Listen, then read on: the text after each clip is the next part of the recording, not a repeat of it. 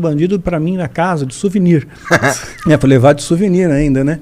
E aí eu peguei e falei, não, fiz um voto com Deus. Falei, Deus, olha, não quero mais ser violento, né? Tira essa violência de mim, tira essa agressividade, me dá um coração mais pacífico, né? Mas não, eu vou com uma briga, mais dia, menos dia, você sabe, o valentão morre mais cedo, né? Mas é melhor o herói vivo, né? O covarde vivo do que o herói morto. Isso, exato, né?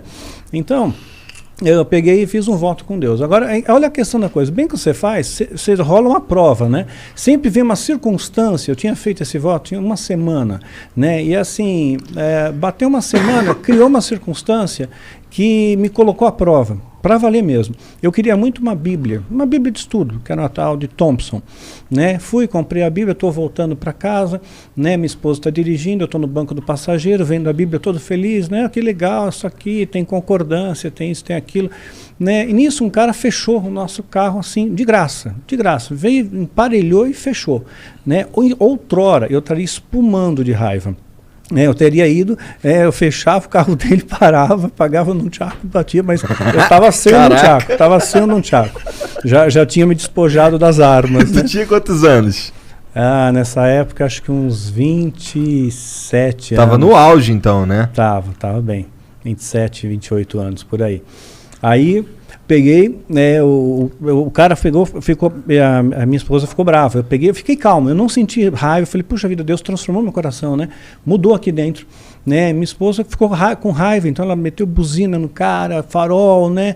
E eu falei, pô, você não faz isso, né? Ele tá ficando nervoso. Aí o cara ficou mais nervoso ainda, sabe? Começou a brecar na frente e começou a jogar o carro para cima da gente, né? E minha esposa foi cedendo aquilo para evitar uma colisão e ele acabou quase que obrigando a gente a parar no acostamento na Marginal Pinheiros, próximo à ponte Eusébio Matoso.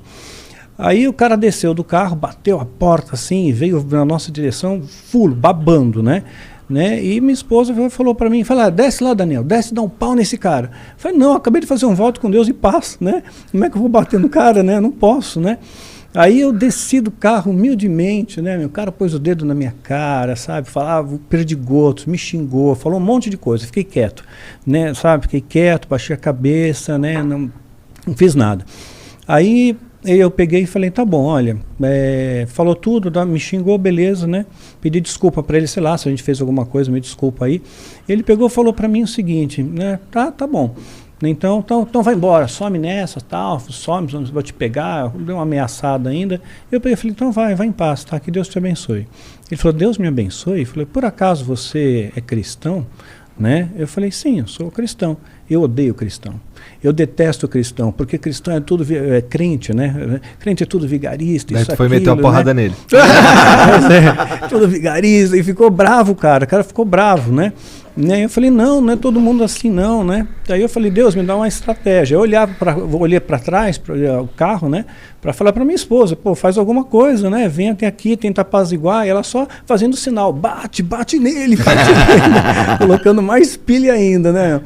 Aí eu falei, caramba, né? Eu peguei e falei, Deus, me dá uma estratégia, né? Aí eu peguei e falei uma coisa para ele, sabe, que acho que algo que Deus colocou no meu coração, né? Falei para ele o seguinte, cara, eu não sei os seus problemas, eu não sei da sua vida, eu não sei nada de você, mas você teve algum problema com o teu pai, né? Sabe, aquilo veio no meu coração, né? Você teve algum problema com o seu pai, e você está refletindo esse problema com o seu pai, com Deus Pai, né? Não confunda as coisas, né? Deus, ele não erra com você. O pai humano, ele erra, ele falha, ele comete erros, né? E quando tocou no assunto da paternidade, aquele homem começou a chorar, mas chorava que nem um bebê, assim, de soluçar. Caralho, do nada? Do nada, começou a chorar, pegou acho que algum ponto, um trauma, alguma coisa na vida dele. Ele me abraçou tão forte, o cara era forte. Ele me abraçou forte, eu me sentia assim espremido numa laranja, um suco, virando suco, né? E chorava. Aí ele pegou e falou assim, preciso me reconciliar com Deus agora, né? E me puxou para baixo para me ajoelhar. Junto com ele, ele queria que eu orasse por ele, né? Eu, ora por mim, eu preciso me libertar disso, né? E chorava. Quer dizer, e quem que tá passando na rodovia, vê dois caras abraçados chorando, né? A minha esposa desceu do carro e ficou em pé olhando o que está acontecendo, né? Aí pensei que fosse sair porrada, os caras estão um orando pelo outro. Aí os motoqueiros estão passando, né? E aí, o amor, né? Isso aqui. E aí, Bibi, né? Fazendo aquela festa, né? Aí eu escuto minha esposa, né? Assim, aquele, meio que chorando, né? Sniff, o que foi, né?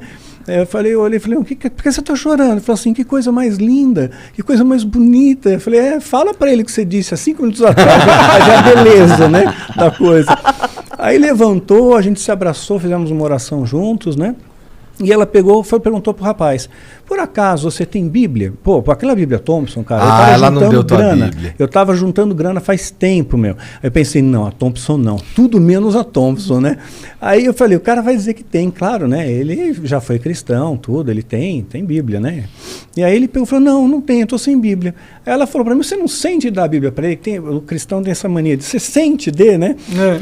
Mas aí fala assim na frente do cara e o caralho tá falando o quê? Pois é. Depois chorou pro cara. Aí eu falei, tá bom, tá aqui a Bíblia Thompson, né? Tá de preso. Você via com asa, assim, escorreu uma lágrima, né?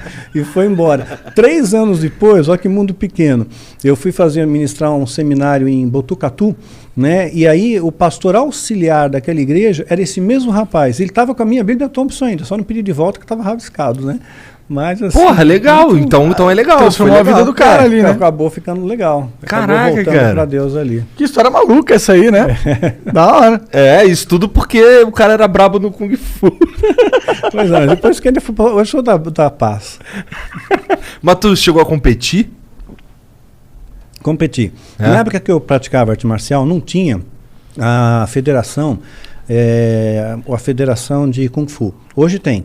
Hoje é federado, tudo, organiza. Na época não existia isso, mas tinha ótimos mestres que trouxeram o Kung Fu para o Brasil. São mais de 300 estilos que tem na China, né? E alguns desses estilos foram trazidos para o Brasil. Então veio o Liu Yinkei, por exemplo, trouxe o Tonlong, né, o estilo do gafanhoto, trouxe o Garra de Águia, né, veio o Léo Imamura, trouxe o Wing Chun. Então veio uma galera trazendo coisas novas para cá, né? Então eu peguei essa fase áurea, só que não tinha nada organizado. Então tinha campeonato assim, minha academia contra a sua, né? Aí quem mais tem aqui em São Paulo que a gente conhece? A gente chamava meia dúzia de academia, fazia um campeonato, falava Campeonato Paulista, e pronto, e trocava porrada lá, né? E aí saiu campeão, né? Aí conseguia alguém do Rio de Janeiro, alguma academia lá de Goiás topou também, pronto, já virou campeonato brasileiro, né? Aí saía o pau lá e saía quem era o campeão, Entendi. né? E nisso eu fui bicampeão paulista e vice-brasileiro. Mas nesse formato, né? Entendi. Nesse formato. Entendi. Nós estamos falando de quando? Década de 90? Década de 90. Entendi. Pode crer. E esse negócio de você virar cristão, você era cristão antes? O que você era antes de virar cristão? Eu era satanista. É verdade, né? Pois é. Cara, loucura, né? Um satanista virar cristão é tipo um dos 180 aí, né? Mas olha só, satanista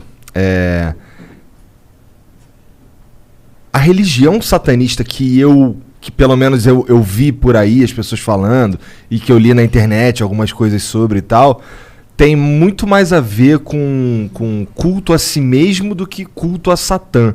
Não estamos falando da mesma coisa então, né? Não. Esse satanismo que tu tá falando aí é um bagulho mais do mal mesmo. Do mal mesmo, mal mesmo. Que tem 3 forças que atuam no mundo, né? Tem a força do mal mesmo, né? Que seria caracterizado pelo diabo, Satanás, né? E tudo mais. Né? Tem a maldade, né? Que é a maldade humana, a crueldade humana mesmo. São as nossas escolhas em fazer algo errado, né? E tem uma força majoritária que é a força do bem, representada por Deus, né? Que é uma força soberana. Então, tem pessoas que vão em busca de fama repentina, querem fama, querem dinheiro, querem poder, né? E acabam se envolvendo com o satanismo. Só que na alta magia, que eu fiz parte, você não bate na porta e diz, eu quero entrar, quero fazer parte. Tipo maçonaria, sabe? Maçonaria você não bate lá, eu quero ser maçom. O maçom vai te convidar para ser maçom. As seitas secretas, elas são discretas. Então, eles não ficam fazendo um talarido, ninguém conta os segredos da maçonaria. Não tem um livro, os segredos da maçonaria, né? Mas aí se encontra um monte de livro por aí falando os segredos do satanismo. Você vê, tem uma Bíblia, a Bíblia satânica, né? A Satanic Bible, né? Uhum. Tem o São Cipriano, que o Lázaro tem lá, né, que tá o fugitivo, né, o Lázaro, que acha que ele é satanista, né? Então ele pegou o livro de São Cipriano, porque nesse livro de São Cipriano, que assim, é pífio, chega a ser hilário, ridículo, cômico, né, o tipo de bruxaria que tem lá. Tem bruxaria para você ficar invisível. Então você lê lá um encantamento e você está invisível, né? Então, se o cara é chapado, que ele já é meio psicopata, o cara é psicopata, é louco, né? Ele acredita que ele está invisível, né? Então ele fica mais ousado, né? Então aquelas paradas ali, assim, porque quando eu lembro de um molecão, adolescente, camisa de escola, andando lá no centro do Rio, e aí eu via nas bancas, assim, o livro de São Cipriano, os bagulho aqui assim. Capa preta, capa de prata. Isso aí é tudo caô? Tudo caô, imagina. Tem o Clavícula de Salomão, né? Esse é caô também? É caô, porque o mais próximo, né, que podemos dizer assim, de bruxaria, mais próximo, né, mas assim, é um verniz, mais próximo é o Dogmas e Ritos da Alta Magia de Eliphas Levi, né, é o mais próximo. Esse cara é brasileiro? Não. Eliphas Levi. Eliphas Levi, mas não é brasileiro. Tá. Né? Então... Porque eu imagino que o bagulho doido mesmo tá com os caras. Tá com os caras. O que acontece? Na alta magia você tem livros secretos ali, né? Então você não vai divulgar o segredo para todo mundo, porque o diabo não é burro, né? Então ele não vai colocar numa livraria para vender um livro de alta magia que ensina a fazer feitiço de verdade. Mas que tipo de feitiço? Depende. Peraí, antes de você contar os feitiços, como que você entrou nisso aí? Pois é, como eu disse, você é chamado para fazer parte. Por que tu foi chamado, então? Eles têm uma série de critérios, né? Então eles têm critérios cabalísticos, né? Pautado na numerologia cabalística. Eles têm critérios astrológicos, né? Então eles têm uma série de valores, né? Que eles pontuam, né? Para poder selecionar uma pessoa. Né? Então, eles veem que aquela pessoa tem uma probabilidade de ter um potencial para se desenvolver na alta magia. É claro que se aquela pessoa não se desenvolve, né, ele vai ser descartado. Né? Tem o que eles chamam de escola de iniciados, onde você aprende o básico da bruxaria lá, né? Tipo um Harry Potter, assim, né? E aí um pouquinho, e aí se eles veem que alguém não tá na mesma sinergia ali, cai fora, né? Mas quem tem potencial vai para frente. E aí você vai tendo toda uma lavagem cerebral até um dia que você entra num rito de iniciação. Quer dizer, eu fui convidado, eu vim de uma família muito destruída, né? Minha família não tinha amor, sabe? Então, eu nunca recebi assim um abraço do meu pai, dizer, pô, eu te amo, né? Não tinha esse negócio assim, não. Eu era realmente, pô, você é um maloqueiro, você não vai dar nada na vida, você é ovelha negra, você é marginal, você é bandido. Isso porque eu tinha cabelo comprido, né? E eu já tinha maior preconceito, né? O meu pai tinha... Tu curtia o metal, música do diabo? Curtia metal, era metaleiro. Mas era metaleiro pobre. Eu curto metal, pô. Eu sou do diabo? Não. Não, depende muito do contexto da letra, né? Acho que vai no contexto da letra. O metal espadinha é mais divino, né? Mais um negócio sobre anjos. Tem até várias músicas sobre então. Mas eu tinha aqueles brochinhos, né? Só que fazia com Durepox, né? Que era bem baratinho, né? Então, caralho. Era bem pobre mesmo. E que idade você se iniciou? Você começou o primeiro contato, assim? 17 anos. Quem que foi até tu? Como é que é esse convite? Eu era rato de biblioteca, né? Gostava muito de biblioteca, gostava muito de estudar ocultismo, isso já estava dentro de mim. Curtia ocultismo. Então ia para a biblioteca, o Centro Cultural de São Paulo. Mas o ocultismo, o bagulho de bruxaria ou só, sei lá, aliens? Essas paradas? Não. Bruxaria. É? Bruxaria. Então, assim, o que tinha de acesso, né? Que eu pudesse ter dentro dos livros que são comercializados, eu procurava ler para entender um pouco aquela dinâmica. Aquilo me fascinava, porque o oculto fascina, né? Porque é uma coisa que você não conhece ainda, que você não descobriu. Então você quer conhecer, né? Então eu queria conhecer mais daquilo. E aquilo começou a mexer comigo. Eu falei, puxa, que legal, né? Porque eu tinha uma série de palavras e adjetivos contra mim que diziam que eu era uma pessoa negativa, fracassada, etc. e tal. né? E ali eu vi uma oportunidade de ser recebido por um grupo que pensasse diferente, que não me avaliasse pela minha aparência, mas pelo que eu tivesse por dentro, né? Era assim que eu estava buscando. Mas eu tentei, né? Aí eu mandei uma carta até para a Church Satan, para a igreja de Satã, lá nos Estados Unidos. Na época era carta, tá? Não era e-mail. Carta, né? Mesmo, carta física. mesmo. E para descobrir o endereço, eu tive que ir lá no consulado dos Estados Unidos, pesquisar na biblioteca deles em microficha, né, ver a lista telefônica deles em microficha, para achar o endereço da Church Satan lá, mandei uma carta, aí recebi uma carta padrão de volta, sabe? Mas eu vi que era um caça-níquel ali. Falei assim, você paga $100 e você ganha uma carteirinha de satanista. Eu falei, pô, grande porcaria, né? Você eu faço aqui uma carteirinha. Você pega essa carteirinha, né, meu? E, porra. Né, eu acho um negócio esquisito, né? Não gostei. E eu falei, pô, ainda me cobra dinheiro, eu quero ganhar dinheiro para ser satanista. Aí o cara pega, me cobra dinheiro. Tem um esqueminha aí, né? Eu falei, tem que pagar. Eu falei, não, esse diabo tá jogando muito sujo já, né? Não tá, o diabo tá muito capitalista.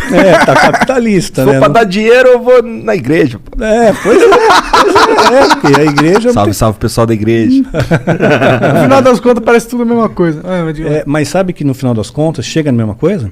Né? Hoje em dia, quer ver? Fazer um parênteses aqui, depois eu volto nesse aí, iniciei.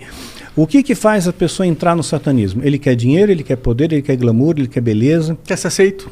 Quer ser aceito. Aí, o que as pessoas vão buscar hoje na igreja? É prosperidade. Prosperidade lota a igreja. Falou, o culto da prosperidade lotou a igreja. Então eles querem prosperidade, eles querem milagre, eles querem unção, eles querem poder, eles querem títulos, status, prestígio, né? E pertencimento também. Né? Então, quer dizer, é a mesma coisa. Ele conseguiu trazer, o diabo conseguiu contaminar a igreja num ponto dela vibrar na mesma frequência que ele. Ou seja, então as pessoas estão indo na igreja em grandes massas, você pensa, puxa, nós temos 40 milhões de evangélicos no Brasil, por exemplo, né? Mas, olha, para você passa o peneira mesmo, é uma minoria. A minoria, talvez 5%. Que é fiel realmente. Que é fiel, porque a maioria vai na igreja por interesse, não vai por amor. Vai por interesse em querer ganhar alguma coisa, levar alguma vantagem, vai para pedir, não vai para se doar. Não estou falando de dar dinheiro, mas falando assim de realmente se entregar ali, sabe? Fazer uma adoração legítima. Colocar a vida em prol dos outros. Exato. Ajudar as pessoas, fazer o bem. As pessoas são muito egoístas, né? Então, isso daí foi uma coisa plantada. O satanismo fez isso, né? Eu fiz parte desse grupo, inclusive, década de 80 e década de 90, se infiltravam nas igrejas e espalhavam o que a Bíblia hoje coloca como doutrina de demônio, né? E doutrinas humanas. Então, uma vez que você entrava nas igrejas, você começava a estimular a vaidade das pessoas, né? De um líder, de um pastor, como você é bom, você é o cara, você tem o dom, você tem a unção, você tem a unção do profeta Elias, né? Você é um Moisés, cara, você é um Davi, né? Então, e começaram a espalhar essa questão de dinheiro também. As pessoas mais que conseguiram cargos na igreja, satanistas, né? Começaram a espalhar essa história de precisamos ganhar dinheiro, faz o voto, faz o povo duplo. Faz o povo fazer o voto de R$1.000, né? Quer dizer, você tem que dar R$1.000 para Deus. Quer dizer, não importa se você ganha um salário mínimo, se você é aposentado, você tem que dar R$1.000. E tem o grupo do puxa-fila, né? Que vamos supor, o pastor pediu R$1.000 para o povo lá, para a galera, né? Que é um voto, porque aí vai ter a bênção, a prosperidade e o escambau, né? Aí é combinado isso, combinado nos bastidores. Tem uma meia dúzia de pessoas que vão na frente, que se levantam, põem envelope vazio no gasofilácio. Tem nada. É o puxador de fila, para trazer o quê? O efeito manada, né? Aí vai todo mundo atrás. Tem gente que tá doando, vou doar também. Aí vai no efeito manada. As pessoas acreditam mesmo nisso. Acredita, vai efeito manada. Mas isso é algo do satanismo ou é algo só dos caras filha da puta querendo ganhar mais dinheiro? Pois é, foi algo plantado pelo satanismo. Mas para isso vingar, tem que ter um coração disposto para aceitar aquilo. Quer dizer, eu te proponho uma coisa, né? Um negócio sujo, por exemplo. Vamos assaltar um banco, né? Vamos fazer tipo a Casa de Papel aí, vamos fazer um assalto daqueles, né? Você pode aceitar ou pode recusar. Então, depende muito do seu coração. Então, foi apresentado diante desses líderes, né, algumas coisas, né? Os satanistas apresentaram alguns modelos para eles, né? Eles aceitaram, a maioria aceitou. Tanto é que depois formou-se no Brasil uma coalizão apostólica brasileira. Já ouviu falar disso? Não. Pois é. Tem apóstolos hoje agora, né, na igreja, né? Só que apóstolo, biblicamente falando, não existe. Não existe apóstolo para os dias de hoje. Os apóstolos foram só para a época de Jesus, né? Só para aquele momento histórico. O que define um apóstolo? Nem sei. Ele é tipo um cara muito conectado com Deus, assim. Mais do que a maioria. A minha concepção de que não entende nada sobre isso. Ele tem essa conexão, mas não é essa a ideia que querem passar. É Tá. isso mesmo. Que ele é mais conectado com Deus, mais do que a maioria, que ele tem uma autoridade superior, ou que ele é mais espiritual, né? Ou que ele tem uma sabedoria superior. Essa é a ideia. Ele é único. Isso, Dentro da fé. Exato. É o conceito que colocam hoje, errado, contaminado, para enganar o povo, né? E qual é a definição bíblica de apóstolo, né? No livro de Atos, no capítulo 1, Pedro, que foi um dos primeiros líderes da igreja, Jesus comissionou a Pedro, né, como sendo os primeiros líderes da igreja, né? Eles estão conversando entre eles ali, como vão substituir Judas, porque eles eram 12. Né? Poxa, como é que a gente vai substituir Judas? Aí eles chegam num tal de Matias, né? E esse Matias acaba não rolando, não deu certo. Tiraram sortes ali, né? Não foi uma coisa de orar, de tentar ouvir a voz do Espírito e tal. E esse Matias não rolou. Mas Pedro, ele dá uma dica. Olha, para ser apóstolo é necessário que você seja testemunha ocular da ressurreição de Cristo. Então, entre a ressurreição de Cristo, quando ele ressuscitou, e a ascensão, quando ele subiu aos céus, a Bíblia diz que passou um período, né, de 40 dias. Nesses 40 dias, cerca de 500 pessoas viram ele, né, viram Jesus. Né? Então, nesse período, quem viu isso, quem viu a ressurreição, ele tem a chancela de apóstolo, né? Porque ele foi testemunho ocular. Paulo é o último a ver Jesus, por isso que ele é apóstolo também. Né? Lucas, que andava com Paulo, né? Lucas era um historiador e um médico. Né? Ele escreveu o Evangelho de Lucas e também escreveu o livro de Atos. Lucas, ele andava com Paulo, mas ele não se intitula apóstolo. Em momento algum, ele não fala, eu sou apóstolo. Eu sou Lucas. Né? Marcos, o Evangelho de Marcos, que é um evangelista, são 4 evangelhos. Né? Jesus escolheu 12. Né? Só que desses 12, nem todos escreveram evangelhos. Né? E o Marcos não está entre os 12. Jesus não escolheu Marcos. Então Marcos, ele não se intitula apóstolo. Ele não fala, eu, Marcos, apóstolo. Ele não fala isso. Ele não é apóstolo. Porque ele não viu Jesus, ele não foi testemunho ocular. Então essa é a primeira premissa. Né? Então os apóstolos de hoje não foram testemunhas oculares de Jesus, da ressurreição de Jesus, né? Não foram chamados pelo próprio Jesus. Então, quando formaram essa coalizão, me chamaram, né, para fazer parte. Olha, vem fazer parte também, né? E qual era a ideia? Olha, a gente vai criar um grupo, né? Porque está tendo muito pastor por aí, então nós vamos criar um grupo mais eclético, né?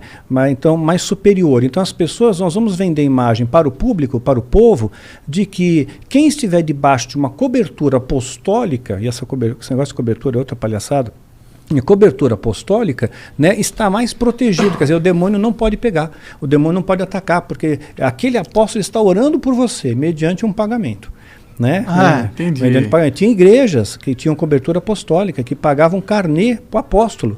Né? Todo mês pagavam um valor à igreja. Né? Pagava, às vezes, 10 mil para o pastor todo mês para manter a cobertura apostólica. Essa igreja tem a cobertura apostólica do apóstolo fulano de tal. Aí remetia um certo prestígio. Né?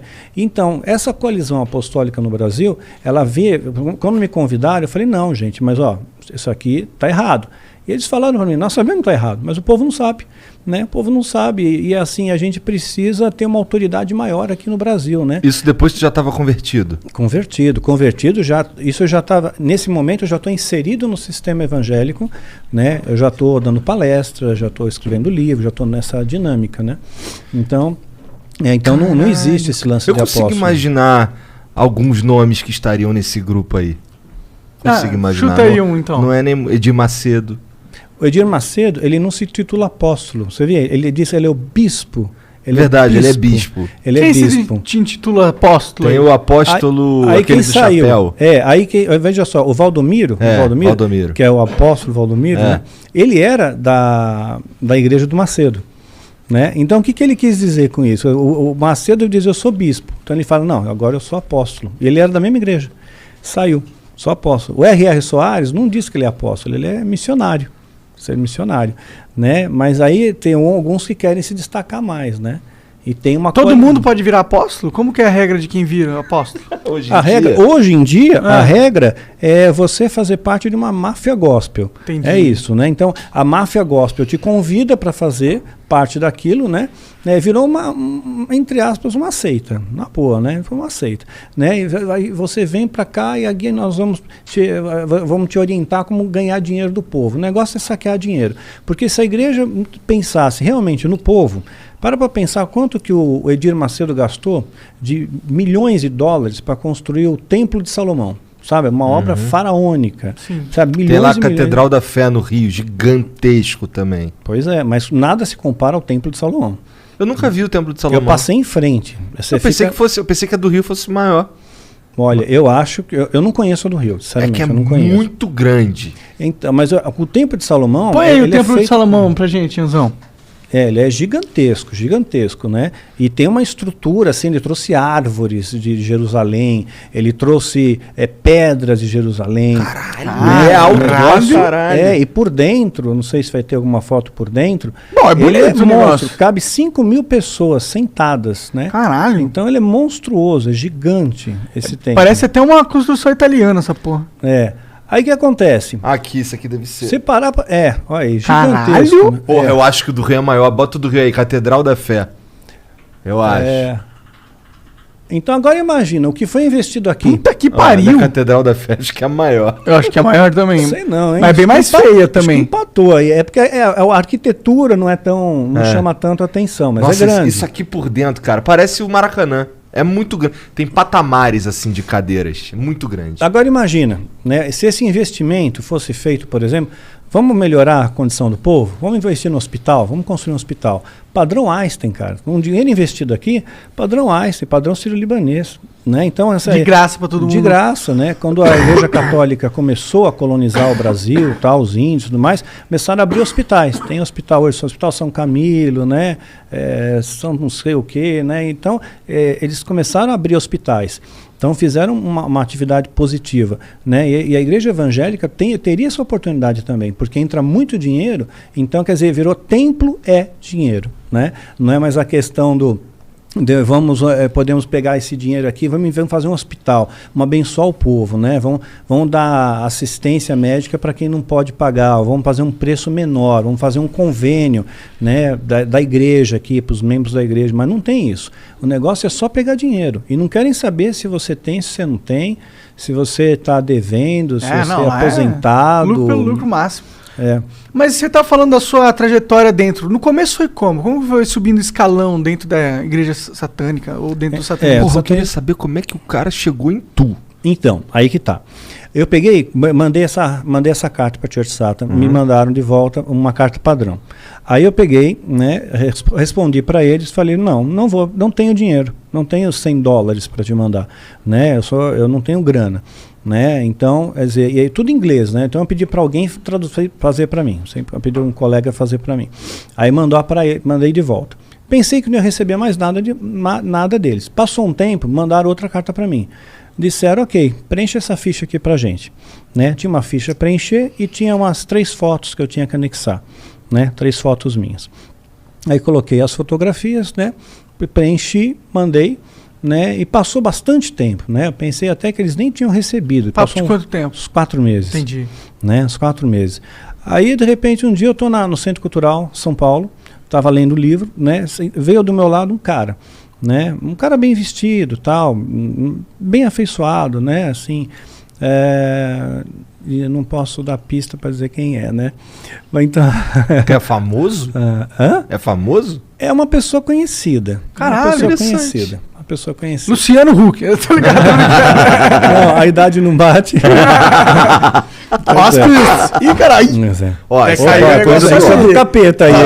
O capeta tem uma manifestação sobrenatural. Acho que é melhor não falar o nome, não. Ou fala pra caralho. Não sei qual que é o sinal que ele tá dando aí. Então, Veio, sentou, né? Aí pegou, me chamou pelo meu nome, né? Meu nome mesmo de batismo é Marcelo, né? Daniel é um nome espiritual que Deus me deu. Então, assim, na Bíblia a gente vê muito essa questão de mudança de nome. Barnabé, o nome dele não era Barnabé, era José. Até o nome do... Não, se bem que quem mudou o nome de Daniel não foi Deus, foi o... Foi o imperador lá. Foi o imperador lá, Nabucodonosor. Então... Caralho, tá sabendo? Daniel significa Deus é meu juiz. Deus é meu juiz, exatamente, isso mesmo. Então, você vê Jacó, torna-se Israel. Então, nós vemos mudanças em alguns casos pontuais. Quando eu me converti, eu era uma página em branco, né? Então, de repente, veio um grupo de pessoas até mim, oraram e disseram que Deus estava me dando um novo nome, que esse nome era Daniel, não era mais Marcelo. Mas naquela época, né, voltando ao assunto, ele me chamou de Marcelo. Marcelo, eu posso sentar do seu lado? Eu já estava sentado, né? Eu falei, pode.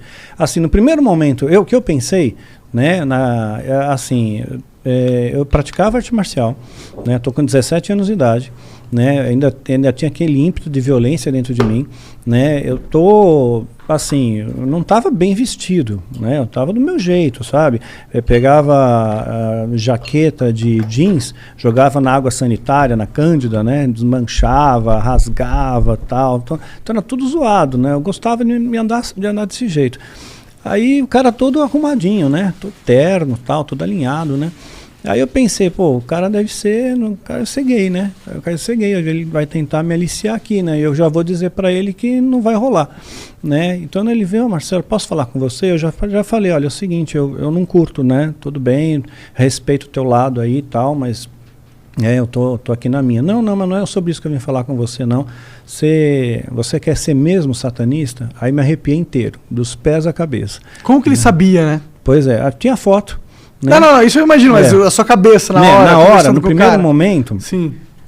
Saber que eu estava lá, naquele lugar, né, que eu estava sentado, compenetrado, e tinha mais gente na biblioteca, eu achei aquele dia, tinha bastante gente no Centro Cultural, né, você quer mesmo ser satanista? Gelei, arrepiei todo, né, olhei para a cara dele assim, eu imaginei ver um olhar na pessoa, sabe aquele olhar meio diabólico, aquele meu olhar assim, sinistro, assim, mas não, era um olhar plácido, calmo, né, plácido, né, que você usou a palavra? Não fui eu que usei essa palavra, não, até porque eu nem conheço. Ali, calmo, sereno, né? Então peguei, falei, mas por que você está me fazendo essa pergunta? Falei, porque você pediu para entrar. Você pediu para entrar, né? E eu vim aqui para desejar tipo boas-vindas, né? Para você vir. E ali foi um primeiro contato. E ele foi conversando comigo, a gente teve uma conversa muito longa, sabe? Ele foi lá, pagou um café, a gente comeu uma coxinha e tal, conversamos, ele me tratou super bem, não olhou para minha aparência. O que vocês conversavam sobre? Ele começou a querer saber porque eu tinha interesse no satanismo, queria me explicar que satanismo não tinha volta, né? Que eu seria muito bem-vindo, mas não tem volta. Por entanto, eu ia ter uma verdadeira família. Isso mexeu comigo. Você vai ter uma família de verdade, vai ter uma família que vai cuidar de você, que vai te proteger e nem o mal vai te tocar, porque você vai ser filho do mal. Então, se você é filho do fogo, fogo não te queima. Se é filho do mal, mal não te toca. Então, nenhuma maldade, nada vai te tocar, você vai estar protegido, né? Tipo, entre aspas, teu corpo fechado, né? Por isso o nome do teu livro é Filho do Fogo. Isso, Filho do Fogo. Exato. Entendi. Né? Porque eles usavam muito esse termo, né? Filho do fogo, fogo não queima. Né? Então você vai poder fazer parte então de uma família, né? E nós queremos muito te receber. E aquele negócio da família, aquilo mexeu comigo. Sinceramente, eu tive que segurar o choro, né? Porque a vontade que eu tinha de chorar ali, abraçar aquele cara. Falei, puxa, eu sempre quis ter uma família, eu quis ter um pai, eu quis ter, né, uma família amorosa, um lar, né? A minha casa, para mim, era mais um abrigo do que um lar, né? Na minha percepção, naquele momento histórico que eu vivia, né? Então eu era mais imaturo, tal, né? Eu não tinha a cabeça muito no lugar. Claro que meus pais se esforçaram para dar o melhor também para mim, né? E ninguém da família se perdeu, né? Então assim, tem mais 2 irmãos, todos estão bem ajeitados na vida aí. Aí aquilo me fascinou, né? Me fascinou pra caramba aquilo. E ele pegou, marcou, falou, olha, tal dia eu vou te buscar, né? Em frente, eu morava no bairro da Pompeia, né, e na Avenida Pompeia tem uma igreja, né, não sei o nome daquela igreja católica, fica na esquina da Avenida Pompeia, com Alfonso Bovero, né? E eu não lembro o nome da igreja agora. Então ele falou: vou passar lá e vou te buscar e você vai nos conhecer o nosso lar. Né? E eu me senti super importante naquele dia, né? E eu peguei, me arrumei pior ainda. Fui mais maltrapilho ainda. Falei, poxa, eu quero ter certeza, né? Que você vai ser aceito ali. Que eu vou ser aceito ali. Esse cara que foi falar contigo aí, esse cara que você falou que ele é conhecido, ele já era conhecido também? Tu reconheceu quando ele foi falar contigo? Não, ele não era tão conhecido naquela época, não. Tá. Ele já tinha um cargo importante, né? Mas não era um cargo de visibilidade. Entendi. Não tinha visibilidade. Tá. Você atribui o sucesso dele a ele pertencer ao culto? Com toda certeza. Entendi. Porque se ajudam muito, eles se ajudam, eles se protegem. É parecido com a maçonaria nesse sentido, né? É pior. Pior? Vamos supor... eu vou abrir outro parênteses, tá? Tá. Beleza? Então tá bom. Já ouviram falar de algo chamado adrenocromo? Não? Pois é. Eu já ouvi, né? Um lance do lance lá das crianças, não sei o que, Isso. com o medo, Isso, paradas assim, isso. né? Nos Estados Unidos, existem pessoas, isso é fato, né, que estão pagando $8.000 por uma bolsa de sangue jovem, porque eles acreditam, né, existe tá em estudo isso ainda, mas... Eu já vou falar disso aí. Tem uns ricaços que estão colocando sangue de jovens nas próprias veias, que isso rejuvenesce. Ou retarda o envelhecimento. Rejuvenesce ou retarda o envelhecimento. Né? Então, isso aí já é uma coisa, um estudo já feito. Isso já existe, já é legalizado e já acontece nos Estados Unidos. Só que existe uma outra vertente disso, isso aí é antigão, mais antigo, tá? Esse estudo é recente, mas esse tipo de situação já acontece há muitos anos. O vampiro vem disso? O vampiro não, vem de outra história, vem de Vlad Tepes, né? Que era um conde, que era mal pra caramba. Mal pra cacete, ele era o empalador. O empalador. Pode crer. Então, eles pegavam e faziam o seguinte, o ritual para extrair o adrenocromo, né? Você tem que aterrorizar a vítima, né? De preferência são crianças, né? Na faixa de 7 a 10 anos, mais ou menos, né? Então aterroriza a vítima, essa é a teoria, né? Felizmente eu nunca vi um ritual desse, mas eles contavam. Se bem que para aterrorizar uma criança não deve ser tão difícil, né? Porra, mas pelo amor, tu acha que só aterroriza? Tortura mesmo, põe medo, tortura. Seu bicho vai te pegar! Tipo... Com 6 anos, né? Tipo monstros. Mas eu tô querendo, né? Eu tô querendo tornar uma situação pesada e muito mais leve do que ela na verdade é. Obrigado, Monarca. Meu ponto fraco é criança. Pois é. Então, assim, graças a Deus eu nunca vi, mas eu aprendi na escola de iniciados a mecânica da coisa. Então eles explicavam como é que funcionava, extrair o adrenocromo. Então, quando estava aterrorizada, né, assim, prestes a morrer mesmo, né, um pouco antes da morte, colhiam sangue. E a quantidade que eles conseguiam colher por criança, para ter efeito, a quantidade certa com adrenalina e tudo mais, não é uma quantidade tão grande. Né? Você não consegue tipo 1 litro, meio litro, né? Você consegue uma ampola de 10 ml, mais ou menos. Entendi. E isso daí é vendido no mercado paralelo assim, a um valor estratosférico. Né? Então, os satanistas, eles se beneficiam do adrenocromo, né? Especialmente sacerdotes e sumos sacerdotes, são os patamares mais elevados, né? E eles também vendem isso para mercados paralelos. Então tem muitos atores de Hollywood que você pode ver que o cara está no formol, né? O cara assim não envelhece. A Cher não envelhece. O Tom Cruise? Tom Cruise não envelhece. Mas ele é cientologista. cientologista, né? Pois tem alguma coisa a ver? Eu estou dizendo assim, que a pessoa pode comprar isso, não, entendeu? Claro, não, sim. Né? Então você financia, né, a instituição satânica assim, de diversas fontes, né? De diversas fontes de captação. Então... Mas depois a criança vai para casa dormir? Ela morre, porra! Não. Ela dorme para sempre. Mas executam e cremam. Eles têm crematórios próprios, né? Então, naquela época, eles alugavam um crematório. Agora, eles já têm próprios. Então, assim, você Deve não ser sabe... difícil fazer um crematório, né? Você não sabe aonde está o negócio. E tem catalisadores, tudo, quer dizer, não sai fumaça, não sai nada. Virou pó, sumiu, né? Você nunca mais encontra, entra na taxa de desaparecidos. Vê o número, pesquisa o número de crianças desaparecidas só no Brasil, por ano. Enorme o número, enorme. Isso porque a polícia não divulga os números reais para não alarmar a população. Os números são bastante maquiados ainda. Então tem muita gente que desaparece, simplesmente desaparece. Né? Então eu creio que uma boa parte disso vai servir para esses tipos de rituais macabros aí. Então, só que aí eles se protegem. Digamos que alguém viu essa cena, ficou impactado com aquilo, né? Se eu visse, por exemplo, uma criança, sabe, eu ia ficar muito impactado com isso, ia mexer comigo, e eu quisesse denunciar, né? Fosse lá na polícia, olha, eu sei o local, eu sei onde é, sei quem são, tal. Não adianta, ó, o delegado, né, tem delegado, tem juiz, tem promotor, tem político, tem pessoas de todas as esferas, sabe? Todas as camadas da sociedade, tem gente ligada ao satanismo. Né? Tem um documentário na Netflix, acho que ele reproduz isso muito bem, chama-se Os Filhos de Sam, né, que conta uma série de assassinatos que houve em Nova York na década de 70 e ligados a supostamente uma seita satânica. Né? Não sei se você já viu. Não. Então, e aí teve um repórter investigativo, ele foi atrás, ele descobriu a seita satânica, descobriu as pessoas poderosas dentro da seita, descobriu que tinha pornografia, pedofilia, sabe, crimes contra crianças, assim, e ele juntou provas, ele apresentou para a polícia essas provas, a polícia não investigou, nenhum político quis saber de ir atrás, morreu o assunto, e ele morreu sozinho. Todo mundo se afastou dele, achando que ele era uma pessoa desacreditada, maluca. Ele se afundou no álcool, né, nas drogas, morreu sozinho, desacreditado. Né? Então eles se protegem bastante. Agora, é claro, ninguém escapa da justiça de Deus.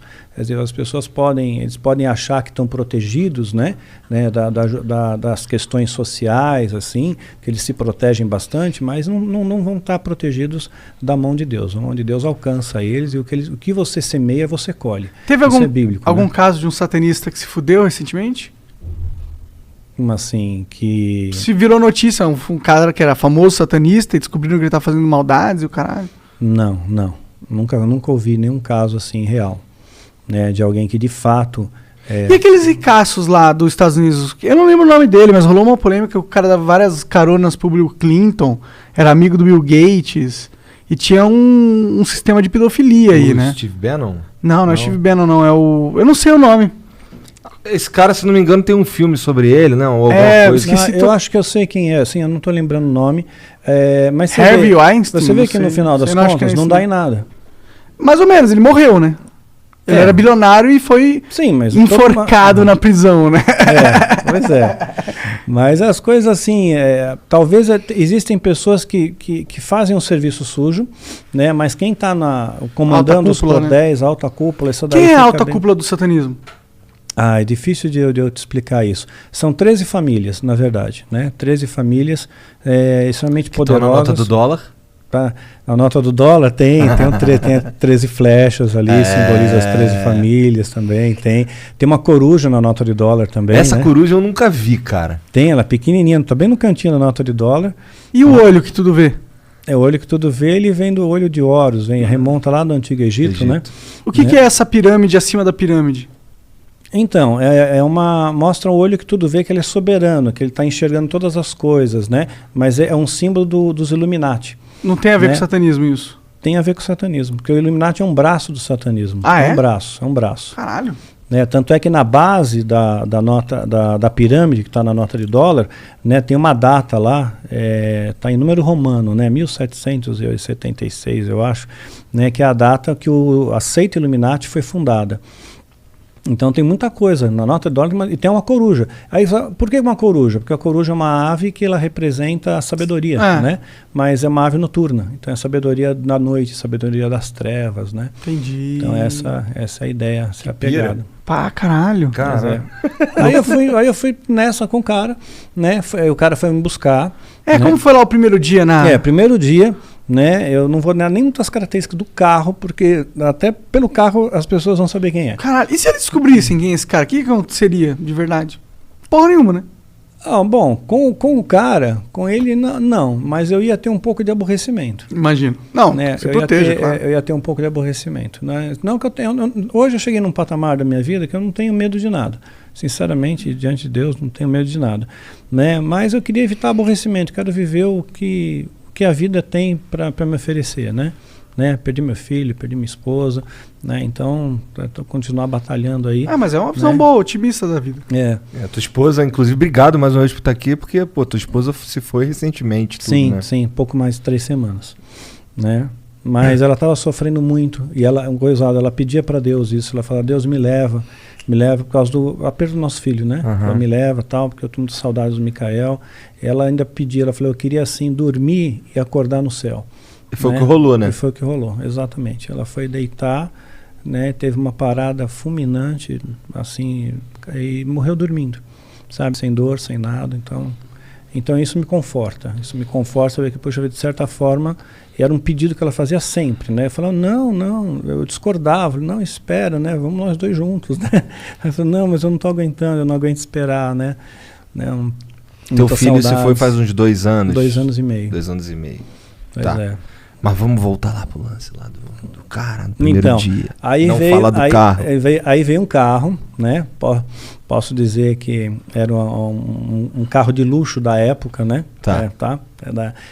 Para os padrões da época. Tinha até telefone. Caralho! Luxo mesmo. Luxo, porque tinha 2 anteninhas para fora assim, e tinha um telefone dentro. Quer dizer, um carro para ter telefone não era qualquer carro, não. Pra ter telefone era difícil, ponto, né? Sim, não sei sim. que época que era essa. Isso aí também foi, quer ver, eu estava com 17 anos, fazer conta aí, né? Mas uma época onde o telefone era difícil de conseguir, eu imagino. Linha telefônica. Caralho, te chamou de velho pra caralho. Bom, eu achei que tinha 43, mas ele entregou que tem 50 e pouco. Aí já não acho tão mais jovem. Tá. Então, aí fui muito bem recebido, eu fui atrás com ele no carro, né? Ele se apresentou com o nome de Marlon, que é o nome que eu dei no livro, né? Para ele mesmo, né? E aí foi... Puta nome fake do caralho, Marlon, no Brasil. Porra, tá de sacanagem, caralho. Seu nome não é Marlon, porra. Pois é, né? Se apresentou. Marlon foi o nome que eu dei no livro, né? Foi o nome criado, né? Mas o nome dele é outro, né? Tá. Claro. Então ele se apresentou, tal, falou o nome dele mesmo, tudo, né? E tinha um motorista, né? E chegamos numa mansão, né? Isso aí eu posso dizer. Uma mansão bastante proeminente, fica no Morumbi, né? Perto da onde tem a Ponte Eusébio Matoso ali, né? Tem a Avenida Morumbi, né? Aí tem uma mansão gigantesca, não mais para frente, assim, que pega 2 quadras quase, você vê um negócio monstro, sabe, que vai de um lado para o outro, né? E tinham mais casas que faziam parte da estrutura, que tinham interligações. Então você viu uma casa, mas aquela casa estava coligada com a outra casa, com a outra tipo casa. Uma vila. Era uma vila, né? Mas eram tudo interligações por dentro. Então, condomínio fechado, como se fosse. Não, as casas eram na conectadas. Rua. Era na rua, isso, entendi, na rua, só que conectadas. Haviam portas internas que conectavam elas. Né? E aí havia um salão grande, que era um salão dos iniciados, onde tinham aulas, a gente recebia, era retroprojetor, né? Então, bem básico, bem básico, clichê de uma empresa. De uma empresa, né? E então, qual era, o que rolava nessas aulas? Era uma lavagem cerebral, primeiro para mostrar que Deus é mau. Né? Deus é mau. Deus é mau. Nossa, uma subversão da maldade máxima. Olha só o mundo como é que está. Aí mostra imagem, né, de doença, de pobreza, de queimada, furacão, sabe? Só desgraça, só a humanidade sendo varrida, né? Deus não é bom. Se Deus fosse bom, está acabando com a humanidade. Que essa criança tem culpa, né? Por que essa criança está passando fome na Etiópia? Né? Então, por que... Podia estar aqui para a gente estar colhendo sangue. Pois é. Desculpa, bad vibes máximo. Mas é engraçado eles usarem esse perfil de argumentação, porque ele vai muito em encontro daquele moleque que está desiludido com a sua posição social, com a vida. Ele fala assim, não tenho propósito aqui, parece que o mundo ele é voltado contra mim, parece que eu só nasci pra me fuder. Exato. Aí vem um cara e fala, é isso mesmo, Deus mesmo. Que tá fazendo essa porra. Deus que está fazendo, exatamente. Deus é o responsável pelo seu fracasso. A galera que tava contigo ali era mais ou menos da tua idade? Mais ou menos a mesma faixa etária. né? Mesma faixa etária, porque eles iam fazer o rito de iniciação com 18 anos. Né? Então, 18 anos ia fazer o rito de iniciação. Então, era mais ou menos 1 ano de treinamento. Então, é uma lavagem cerebral. No final desse curso, né, você fica realmente acreditando, né, que o diabo é bom, né, que ele é um ser muito bom, muito caridoso, e Deus é mau, Deus é injusto, né, Deus não é justo, né, quando você mostrava até maus tratos com animais, né, como é que Deus permite uma coisa dessa, né, Deus é cruel, tal, né, então aí acabava acreditando, e eu acabei acreditando de fato que Deus era mau, né, e que o diabo ele era muito sagaz, e eles tinham vários planos assim. Então assim, eles acreditavam no Apocalipse, né, acreditavam no Apocalipse que é descrito na Bíblia, tal. Eles punham uma data específica? Sim, eles têm um calendário, uma linha de tempo, né, um calendário. Quando que acaba o mundo? Bom, não sei, quando acaba eu não posso te afirmar quando acaba. Não, mas no calendário assim, deles. No calendário deles começa o princípio da desgraça começa em 31 de outubro de 2023. Ih, caralho, eu vou estar vivo. Caralho, é tipo, daqui a 2 anos. É. Pô, e a gente achou que já tinha vivido a desgraça agora com essa porra dessa pandemia. Não, vai vir uma pior. Uma pandemia pior? O plano era esse. Entendi. Não sei, até então, o que eu tenho falado nos vídeos, tal, na linha de calendário que eles têm, tem acontecido. Com a permissão de Deus, evidentemente, né? Porque o Apocalipse vai acontecer, nós não vamos impedir que aconteça. Então, eles têm essa data aí, 31 de outubro. Se você for olhar no espaço-tempo, né, dado o futuro todo, certeza que o mundo vai acabar. Mas se começar dia 31 de outubro... 31 de outubro? É o princípio do fim. Né? Aí começaria assim, sugeria uma pandemia extremamente violenta no mundo, né? Extremamente letal. Essa atual pandemia é só um ensaio, é um laboratório isso aqui. Não, então vazou realmente de laboratório, foi preparado para isso, tal, solta, espalha no mundo inteiro, né? E aí deixa a população agora mais obediente. Então todo mundo vai tomar a picada, né? Todo mundo vai ficar em casa, né? Agora, então está treinando, até mesmo quando você vai num local aferir a temperatura, né? Você estende a mão direita, né? E a Bíblia diz que vai ter uma marca, né? Na mão direita ou na testa, né? Então ninguém vai poder comprar, vender se não tiver essa marca na mão direita ou na testa. E o curioso é que o Bill Gates ele está preparando uma super vacina, né?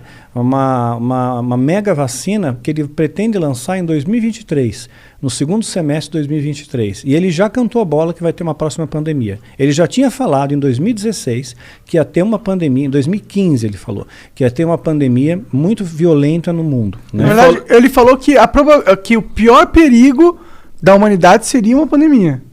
Não sei se ele falou que teria, ele disse que, tipo, se tivesse algo que ameaçasse realmente que ele achava que ia acontecer no futuro, seria uma pandemia. Não, ele chegou a falar assim, acho que está procurado aí até. Procura aí, eu não vi, eu vi assim, essa parte dele falando ele disse, nós vamos ter em breve, alguma coisa como vamos ter uma pandemia, ou tudo indica que enfrentaremos uma grande pandemia, etc. e tal.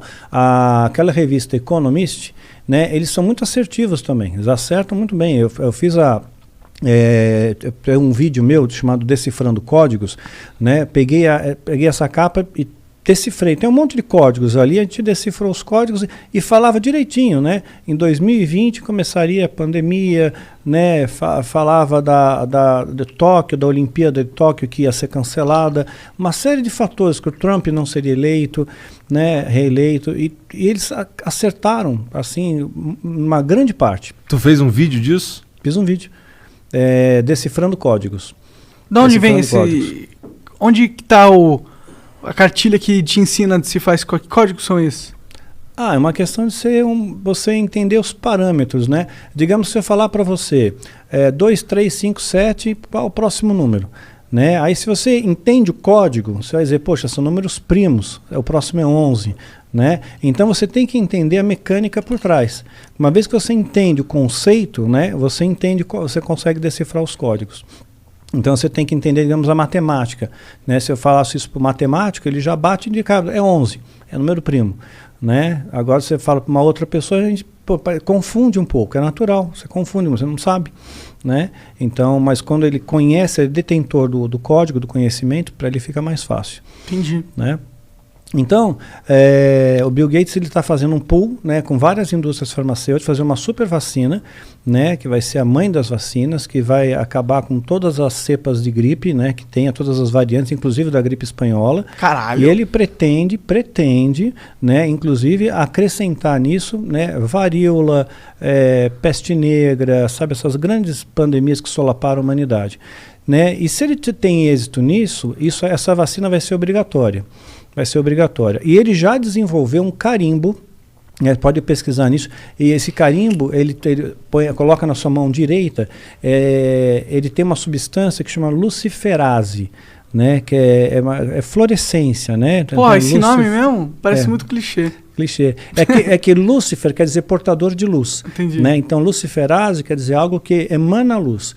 Mas, porra, você vai escolher o nome de uma porra da vacina que é do diabo. Você não vai escolher Lúcifer nada, tá ligado? Mas o luciferase é o carimbo só, não é a vacina. Entendi. Aí, tomou o carimbo, toma a vacina. Tomou a vacina, ganhou o carimbo. Né? E você não enxerga, ela é invisível a olho nu. Mas com o aplicativo, né, você vê o negócio verdinho lá. Que você tu vê, tomou. Tá vacinado. Tá vacinado. Só quero deixar claro aí pras pessoas que estão ouvindo essa conversa que eu acho isso muito improvável e impossível, tá? Eu sou cético, eu não acho. Não, tranquilo. Eu acho que, porra, é que, tipo, existem vários mecanismos que as pessoas vão verificar o que tá acontecendo. Pode ser que tenha um grupo de pessoas que estejam mal intencionados, tenham uma conspiração e tenham tentando fazer isso, mas tem milhares e milhões de outras pessoas que não estão no jogo, dentro dessa porra, e eles têm a capacidade técnica de analisar o que está sendo proposto, assim, fisicamente. Ele pode pegar a vacina, tipo Coronavac, quebrar ela e falar, tem isso aqui, esses são os efeitos que ela vai causar. E são pessoas que não necessariamente estão ligadas a esse contexto satânico. Sim, sim. Mas aí que tá, a questão nem é essa. A vacina, eu creio que o que o Bill Gates vai desenvolver vai ser uma vacina muito eficaz. Vai ter eficácia, eu creio que ela vai atingir sim o propósito que ele... É um cavalo de Troia. Isso, vai atingir o propósito. Por quê? Porque se você não se vacinar, você não pode ter passaporte. Né? E já está rolando isso agora, né? Agora faz sentido, né? Então, você não pode ter passaporte, você não pode arrumar emprego, você não pode ter conta em banco, você não faz mais nada. Então, aí já não faz mais sentido. Você é um O negócio de você se transportar faz sentido numa doença, né? Porque se não leva doença. Exato. Se você tá com certeza vacinado, você não vai transmitir o bagulho. Sim. Então, pro país que tá te recebendo, é mais seguro. É mais seguro. Então, quem não aceitar a vacina não tem a marca, e se você não tem a marca, você não tem vida social. Entendi. Né? E a Bem Bíblia Black Mirror essa porra. E a Bíblia fala alguma coisa nesse sentido também, né? Que vai ter uma marca, tal, né? Essa parada que tu tá falando aí foram coisas que tu ficou sabendo no papo lá com os caras. Sim. Isso foi repetido e repetido tantas vezes que você decora, né? Mas não é algo que você acredita. Em parte. Em parte eu acredito porque muita coisa está acontecendo, muita coisa aconteceu. Né? Donald Trump, por exemplo, ele é o 45º presidente norte-americano. O número 9 para o satanismo é um número muito importante. Né? 4 mais 5, 9. Pois é a minha idade agora, né? Pois é, olha aí. Tá do capeta, vai estar sinistro. Por que o 9 é importante? 9 é importante porque em Ezequiel 28... mostra que Lúcifer recebeu de Deus 9 pedras. Deus deu para ele 9 pedras. Então, esse número 9 é o número dele. Né? E o horário que Jesus morre na cruz é a hora 9, pelo calendário judaico. Né? Então, ele foi crucificado na hora 6ª, meio-dia do nosso horário, e morreu às 3 da tarde, ou hora 9 no calendário judaico. Então, foi o horário que Jesus morreu. Então, para eles é um número importante. É um número importante. Para os judeus é um número divino. Para o satanismo eles deformam isso daí, né, e transformam isso no número satânico. O 999 tem algum significado? 3 noves? Não. Só para saber. Não. Curiosidade minha, sem nenhuma relevância. Né, então, eles acabam se pautando muito nessa questão dessa numerologia. Né, e a vacina vai vir, vai funcionar. Não, mas tu tava no Trump. No Trump, exatamente, o Trump. Então é o 45º presidente norte-americano, 5 e 4, 9. né? E lá nos Estados Unidos começa uma nova ordem mundial. Ela tem que começar nos Estados Unidos, essa nova ordem mundial. Isso já foi falado e repetido muitas vezes, né? Em mídias, né? Na ONU, tudo mais, em nova ordem mundial. Se fala muito em nova ordem mundial. Parece que o mundo está anelando por uma nova ordem mundial, né? E como é que você faz? Você tem que resetar o sistema, né? Para ter uma nova ordem mundial. Para resetar o sistema, você abala a economia. Né? Você não precisa chegar, no caso, com uma quebra da Bolsa de Nova York, mas se você abalar a economia com a pandemia, né, você já começa a resetar o sistema. Né? E aí você... De que forma? Você começa a ter escassez, né, financeira, de fluxo de Mas dinheiro. Eu, pessoalmente, gostaria que esse sistema fosse resetado, na verdade. Porque eu acho que o sistema que a gente está vivendo é um sistema muito repressor, é um sistema meio que, tipo... Ele não é um sistema que está para potencializar a humanidade, mas sim para sugar o que a gente produz, né? Exato. Então a ideia justamente é essa. É propor uma nova ordem mundial que venha deixar feliz. Mas deixar isso feliz. É o cavalo de Troia também. É o cavalo de Troia. Para te deixar feliz. Então é uma ilusão. É uma venda de uma ilusão. Né? Então, mas será que esses caras não se beneficiam no sistema atual? Porque hoje, por exemplo, o dólar é meio esquisito, né? No sentido de, tipo... Todo o poder que é atribuído ao dólar, ele é atribuído por uma questão de fé humana mesmo. No sentido que a gente deposita a fé que o dólar é a moeda mais forte e, portanto, ela se torna. Mas todo o lastro do dólar é bem esquisito. Eu já vi uns vídeos aí dos caras falando de como se surgiu as organizações que hoje cuidam da Casa da Moeda Americana, que hoje são as organizações que lastram o dólar. Todas essas organizações, elas têm um ocultismo ali, né? Tem um negócio secreto de como elas funcionam. Não é bem claro quem manda e por que funciona desse jeito. Por que esse jogo é assim? Por que eles têm esse poder? Não um poder assim que, tipo, qualquer pessoa poderia ter, mas tem uma galera que controla. E você vê, aí o Trump, ele fez muitas coisas, né? Muitas coisas para corroborar para essa plataforma, né, do satanismo, digamos assim.